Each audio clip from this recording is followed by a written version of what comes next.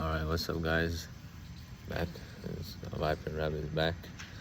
And I've been in India for like 3-4 months now. It's getting incredibly boring, so I'm gonna start releasing videos more often from now on. And today we're gonna be talking about the dimensions of consciousness. And I'm gonna be talking about the 7 basic dimensions. Once you go above 7 basic dimensions, you get like oversoul, and then you get like different there's a grid made by Christos Avatar that has like all the dimensions up to like what was it, like about 18 or something. Around, I think it's around like 18 dimensions. I'm gonna be talking about the first 7 dimensions today. So we have the first dimension, which is the physical dimension, which is physical matter, like this bench that I'm sitting on at a temple.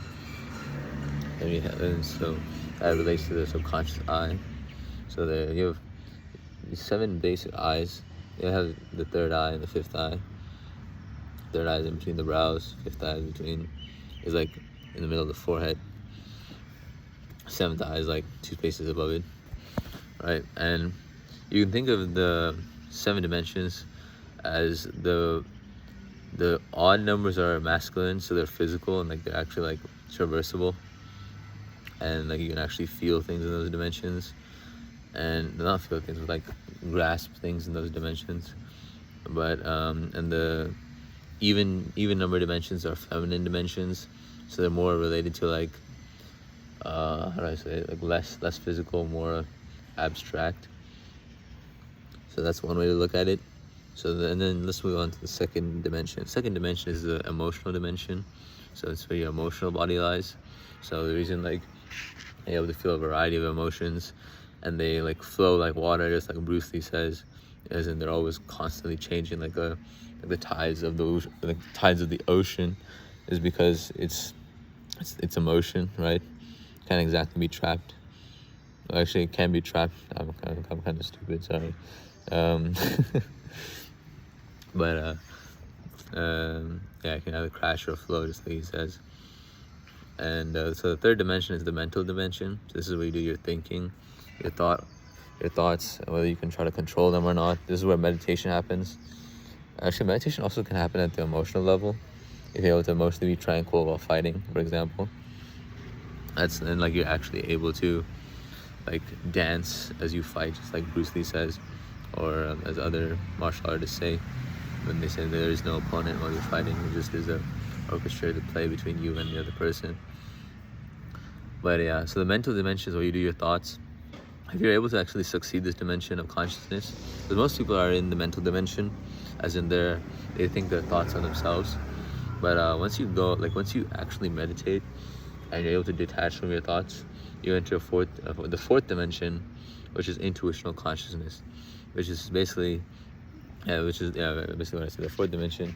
And there you're able to intuitively understand what most people will not, and you'll be able to intuitively understand concepts without having to verbalize in your brain or like mechanically understand it, which is like a much faster way of processing information. If you see my video on intuition, you're gonna understand what I'm talking about as well. Yeah, so yeah, just look out for that one. And then that brings us to the fifth dimension. The fifth dimension is where the astral plane is. So like I said, where the odd numbers, you can actually feel them more vividly than even numbers, at least to the extent that I can tell. And then this is the astral plane. So basically time and space are basically in question, and you can actually manipulate time and space as an astral body. So this goes into astral projection. So basically, like when you sleep at night, sometimes you astrally project, or you have a lucid dream where you are able to be in full control of that dream, or you astrally project and you're able to traverse the world and explore it for what it is. And also check out like the astral records, or that's exactly where I go to when I sleep. I go to the astral records, and I learn subconsciously what I need to learn, and I come back and I already am getting smarter each day, getting stronger each day, without even having to like actually put in. Well, I still have to put in some effort, but you get the point. But so that's the fifth dimension. which is time and space. So you're able to actually like blink from one position to another position just by your thoughts or based on intention in that dimension. And you're able to travel back in time and look at like historic events in the astral plane. But I don't exactly recommend it because some people that actually do travel back in time to their fifth dimensional body. But I forgot to make this distinction. But there are bodies, there are dimensional bodies, and there are dimensions of consciousness. So dimensions of consciousness is basically what sphere of dimension you're thinking from, and body is what body you're in. So you can be in 5D consciousness but be in the physical body, and you can be in the 5D body and be in 3D consciousness. So it's so different based on what setup you're in currently. But basically with intention, you can travel back in time in the 5D plane, and you can overlook old past events. But I wouldn't recommend it because some people actually get trapped there, and they just they have to spend like a year before their body brings them back to the silver cord. There's a silver cord after you astral project. This is going into nicheness, but I'm just gonna finish it. There's a silver cord after you astral project, and to bring yourself back, if you travel too far, you have to either try to. I don't know exactly. You guys will be able to tell me in the comments what you have to do once you try and travel back in time, how you get back to where you are. Because some people I've heard, they actually end up staying there for too many years, and they come back and it's just a really long dream that they remember. The story I heard actually about a guy who went back and talked to Native Americans, and he stayed there for 5 years. I didn't know how to go back in time to reach back to his family, to his wife. He ended up marrying a chick from that Native American village, and he just lived there until he had to go back. Because after a certain amount of time, your body calls you back. But yeah, so that's the fifth dimensional plane. The sixth dimensional plane is the soul plane. So the soul plane is where your Atma, as they call it in Hindi, resides. And you should practice Namaste. Just because Namaste is basically when you greet one Atma to another Atma. So if you practice Namaste, you're going to be greeting one Atma to another Atma. And that plane is also a feminine plane, but that plane is also it's not, but that plane is how to explain it. That plane is also a physical, not physical plane, but it's a graspable plane. So all these planes are actually technically graspable, but the emotional, intuitional, and solar planes are kind of hard to understand because they're feminine. So I don't have that much information I can tell you on the soul plane, other than it's where the souls reside. It's the density of the soul.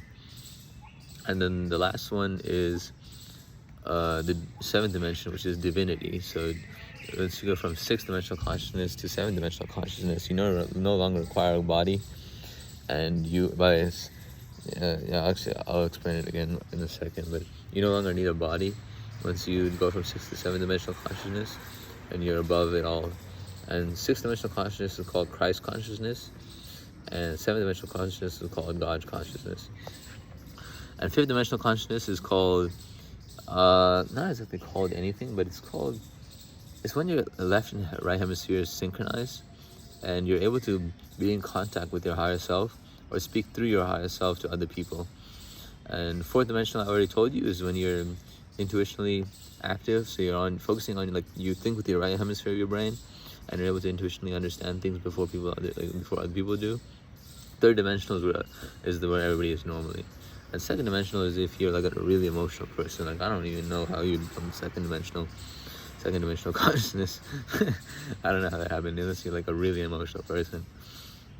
But yeah, those are the 7 dimensions of consciousness. And yeah, that's all I had to say today. Hope you guys enjoyed. I'm gonna bring more videos like this. Actually, I already have learned a bunch of Kundalini yoga and a bunch of I don't want to actually call it that, but I guess you say tantra, but tantra is actually difficult to pull off sometimes. But I learned a bunch of stuff. I'm ready to teach because I'm bored. So I'll probably be releasing videos. So I hope you guys stay around for that. But for now, peace out. See ya.